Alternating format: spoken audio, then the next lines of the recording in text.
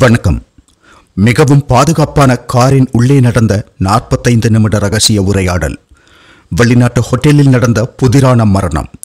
ஒரு சர்வதேச சதித்திட்டம் பற்றிய தீவிரமான ரகசிய உரையாடல்கள்.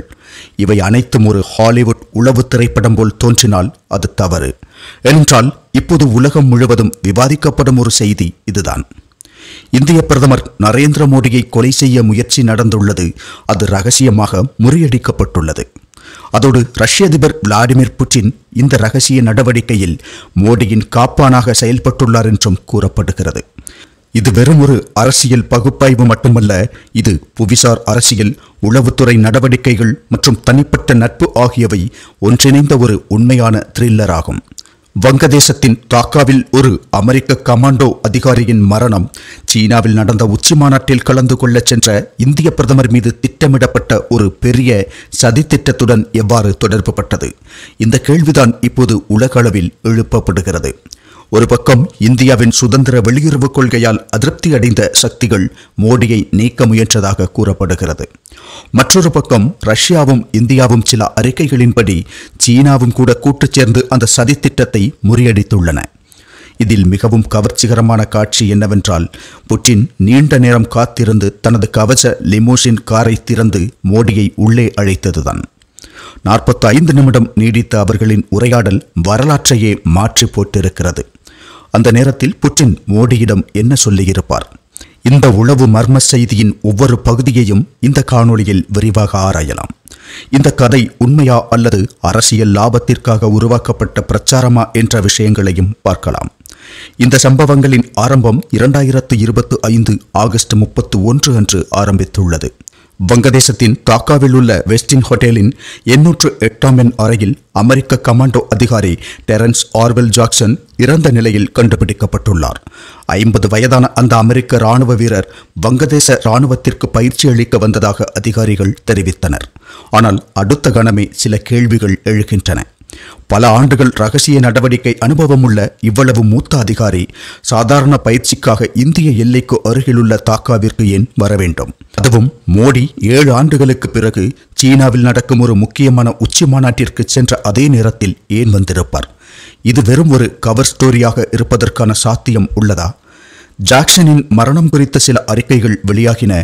அதைத் தொடர்ந்துதான் சந்தேகம் இரட்டிப்பாகியது. ஆரம்ப அறிக்கைகளில் அது விஷபாதிப்பாக இருக்கலாம் என்ற ஒரு குறிப்பை கொடுத்திருந்தார்கள். ஆனால் வேறு சில அறிக்கைகளில் கதிரியக்க ஐசோடோப்புகள் கூட கண்டுபிடிக்கப்பட்டதாக சொல்லப்படுகிறது. அதாவது கதிர்வீச்சு மூலம் மரணம் என்று சொல்லப்பட்டது. ஆனால் அவை எதையும் கருத்தில் கொள்ளாமல் வங்கதேச போலீசார் பிரேத பரிசோதனை கூட செய்யாமல் உடனடியாக அமெரிக்க தூதரகத்திடம் ஒப்படைத்துள்ளார்கள். சிசிடிவி காட்சிகளை பரிசோதித்த போதும் சந்தேகத்திற்குரிய எதுவும் காணப்படவில்லை. இது இயற்கை மரணம்தான் என்று வங்கதேச அதிகாரிகள் கூறியிருந்தார்கள். ஆனால் அவ்வளவு முக்கியமான ஒருவரின் மரணத்தை அவ்வளவு சாதாரணமாக கையாள்வதற்கான காரணம் என்னவாக இருக்கும்? அந்த மரணம் முற்றிலும் தற்செயலானது அல்ல. அதன் பின்னால் பெரிய ரகசியங்கள் உள்ளன என்று விமர்சகர்கள் உறுதியாக நம்புகிறார்கள்.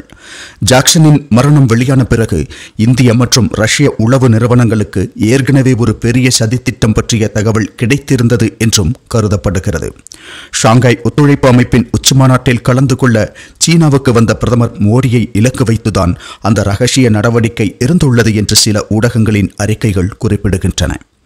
அந்த திட்டத்திற்கு மேற்கத்திய ஆதரவு உள்ளது என்றும், துல்லியமாக சொன்னால் அமெரிக்காவின் ஆதரவு உள்ளது என்றும், மோடியை நீக்கி தெற்காசியாவை நிலைத்தன்மை அற்றதாக மாற்றுவது, அதன் மூலம் சர்வதேச அரங்கில் இந்தியாவின் செல்வாக்கை குறைப்பது என்பதே சதித்திட்டத்தின் இலக்கு என்றும் அந்த அறிக்கைகள் குறிப்பிடுகின்றன. சமீபத்தில் வங்கதேசத்தில் நடந்த பெரிய அரசியல் மாற்றங்களுடன் கூட இந்த விஷயம் இணைத்து கூறப்படுகிறது. அதாவது ஷேக் ஹசீனா அரசை கவிழ்த்ததன் பின்னால் பெரிய அரசியல் விளையாட்டுகள் இருந்தன. அந்த அரசியல் புரட்சியுடன் கூட இந்த சம்பவங்களை சிலர் இணைக்கிறார்கள். ஆனால் இந்த சதித்திட்டம் உளவு அமைப்புகளின் கவனத்திற்கு வந்த பிறகு விஷயங்கள் முழுவதுமாக மாறிவிட்டுள்ளன. இந்திய உளவு நிறுவனமான ரா மற்றும் ரஷ்யாவின் SVR இணைந்து நடவடிக்கை தொடங்கியுள்ளன. சில அறிக்கைகளில் சீன உளவுத்துறையும் கூட உதவி செய்ததாக கூறப்படுகிறது. பாரம்பரியமாக எளிதில் ஒத்துழைக்காத சக்திகள் ஒன்றிணைந்து ஒரு பெரிய அச்சுறுத்தலை எதிர்கொள்வது அரிதிலும் அரிதான ஒரு வரலாற்று தருணமாகும். ஆகஸ்ட் மாதம் முழுவதும் அந்த நிறுவனங்கள் டாக்காவில் ஜாக்சனின் நடவடிக்கைகளை ரகசியமாக கண்காணித்துள்ளன. உச்சி மாநாடு நெருங்கும் போது அந்த அச்சுறுத்தலை விரைவாக அகற்றுவது மிகவும் அவசியமாக இருந்தது. அந்த அறிக்கைகள் உண்மையாக இருந்தால் ஆகஸ்ட் 30க்குள்ளேயே ஒரு இந்திய ரஷ்ய கூட்டுக்குழு அந்த திட்ட நடவடிக்கைகள் தீவிரமடையும் முன்பே அதை தகர்த்தெறிந்துள்ளன. இந்த சதித்திட்டத்துடன் தொடர்புடைய மற்ற 3 வெளிநாட்டவர்களும் தாக்காவிலும் சிட்டகாங்கிலுமாக மர்மமான முறையில் இறந்ததாக ரிப்போர்ட்டுகள் குறிப்பிடுகின்றன. ஆகஸ்ட் 31 அன்று ஜாக்சன் இறந்ததால் சந்தேகத்திற்குரிய அனைத்து நடவடிக்கைகளுக்கும் ஒரு முடிவு ஏற்பட்டுள்ளது.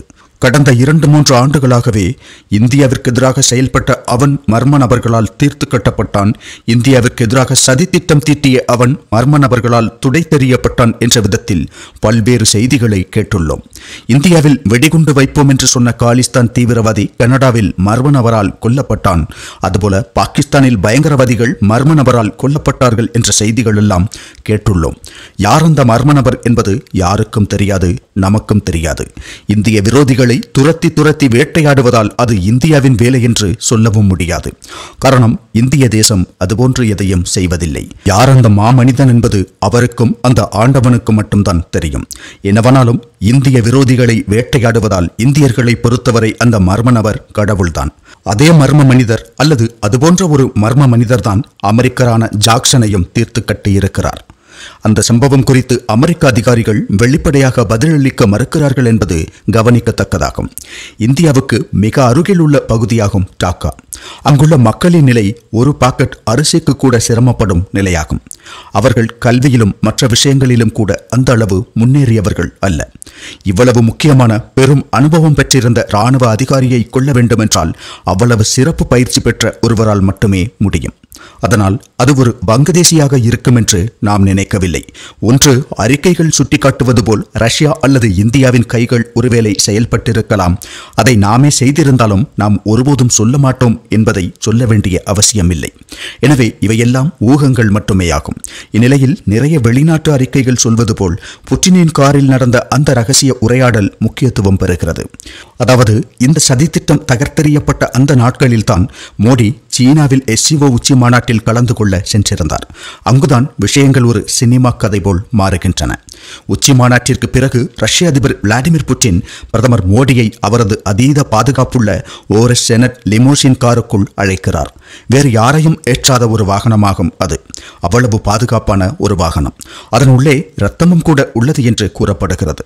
புட்டினுக்கு ஏதேனும் அபாயம் ஏற்பட்டு இரத்தம் வெளியேறினால் அந்த இடத்திலேயே அவருக்கு இரத்தம் செலுத்தப்படும். அதற்காக அவரது குரூப் இரத்தம் குளிரூட்டப்பட்டு சேமிக்கப்படுகிறதாம் அந்த காரில். குண்டு வெடித்தாலும் எதுவுமாகாத விதத்தில் மிகவும் பாதுகாப்பானதாக உருவாக்கப்பட்டுள்ளதாகும் புட்டினின் கார். புட்டின் அந்த காருக்குள் மோடியை அழைத்து இரு தலைவர்களும் 45 நிமிடங்கள் ஒன்றாக பயணம் செய்துள்ளார்கள். 2 சக்தி வாய்ந்த தலைவர்கள் இவ்வாறு ஒரே காரில் பயணிப்பது அரிதான விஷயமாகும்.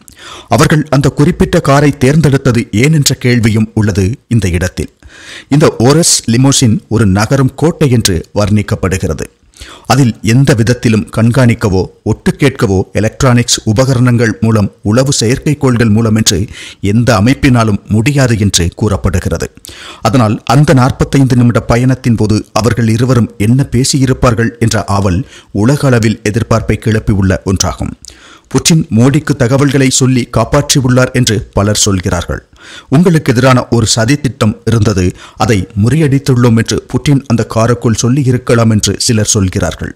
ஆனால் அதற்கு முன்பே நமது உளவு அமைப்பும் ரஷ்ய உளவு அமைப்பும் சேர்ந்து செயல்பட்டிருக்கவும் அதற்கான முன்னேற்பாடுகளை செய்திருக்கவும் வாய்ப்புள்ளது. ஆனால் அந்த மிகவும் பாதுகாப்பான ரகசியம் கசிய வாய்ப்பே இல்லாத அந்த காரினுள் 2 சக்தி வாய்ந்த தலைவர்களும் பயணித்த அந்த 45 நிமிடங்களுக்கு உலக வரலாற்றையே மாற்றி அமைக்கும் சக்தி உள்ளதென்பதில் மாற்று கருத்தில்லை. ஒருவேளை யூகங்கள் சரியாக இருந்தால் உலகில் யாரும் கேட்க முடியாத ஒரு இடத்தில், யாரும் ஒட்டு கேட்க முடியாத ஒரு இடத்தில் 2 சக்தி வாய்ந்த தலைவர்கள் ஒரு உயிருக்கு அச்சுறுத்தலான அந்த விஷயத்தை பற்றி விவாதிக்கும் அந்த காட்சியை கற்பனை செய்து பாருங்கள். ஒருவேளை அந்த காட்சிதான் அந்த காருக்குள் அரங்கேறியிருந்தால் வரும் நாட்களில் எத்தகைய நடவடிக்கைகள் மேற்கொள்ளப்பட வாய்ப்புள்ளதென்பதை சிந்தித்து பாருங்கள். ருத்ர தாண்டவங்கள் எங்கெல்லாம் அரங்கேறப் போகின்றனவோ யாருக்கும் தெரியாது. புட்டினுடனான உரையாடல்கள் எப்போதும் நுண்ணறிவை தருபவை என்று மோடி பின்னர் எக்ஸ் பக்கத்தில் குறிப்பிட்டிருந்தார். அதிகாரப்பூர்வமாக அவர்கள் பயனுள்ள விஷயங்கள் குறித்து விவாதித்திருந்தாலும் புட்டின் அங்கு ஒரு காப்பான் உருவத்தில் அவதரித்திருந்தார் என்றும் மோடியை பாதுகாப்பாக அழைத்துச் சென்றார் என்றும் பலர் நம்புகிறார்கள். இதை கேட்கும்போது ஒரு வீர சாகச கதை போல் தோன்றுகிறது. ஆனால் இங்கு புவிசார் அரசியல் அந்த அளவு முக்கியமானதாகும். மோடியின் தலைமையில் இந்தியா ஒரு சுதந்திர வெளியுறவு கொள்கையை பின்பற்றுகிறது. அமெரிக்க தடைகளை புறக்கணித்து ட்ரம்பின் திமிரான நடவடிக்கைகளை எல்லாம் போடா என்று சொல்லி புறக்கணித்துவிட்டு ரஷ்யாவிடமிருந்து எண்ணெய் வாங்குகிறது பாரத தேசம். ரஷ்யா உக்ரைன் போர் போன்ற விஷயங்களில் எந்த தரப்பையும் தேர்ந்தெடுக்கவில்லை இந்தியா. கிழக்கத்திய நாடுகளுடனான உறவை வலுப்படுத்தி உள்ளது. இந்தியாவின் நிலைப்பாடுகள் சில மேற்கத்திய சக்திகள், குறிப்பாக அமெரிக்காவை பொறுத்தவரை ஒரு பெரிய தடையாகவே உள்ளது. வரலாற்றை பார்த்தால் அவர்களின் கொள்கைகளுக்கு எதிராக செயல்படும் நாடுகளில் ஆட்சிகளை கவிழ்த்த இருண்ட வரலாறுதான் அமெரிக்க உளவு நிறுவனங்களுக்கு உள்ளது. இந்த சூழலில் மோடியை மாற்றி அமெரிக்க நலன்களை பாதுகாக்கும் ஒரு அரசாங்கத்தை கொண்டு வரும் முயற்சிதான் நடந்தது என்று சிலர் கூறுகிறார்கள். இந்த கோட்பாட்டை ஆதரிப்பவர்கள் ரா மற்றும் ரஷ்ய SVR இணைந்து நடத்திய இந்த கூட்டு நடவடிக்கையை இந்தியாவின் தந்திரோபாய சுயாட்சியின் வெற்றியாக காண்கிறார்கள்.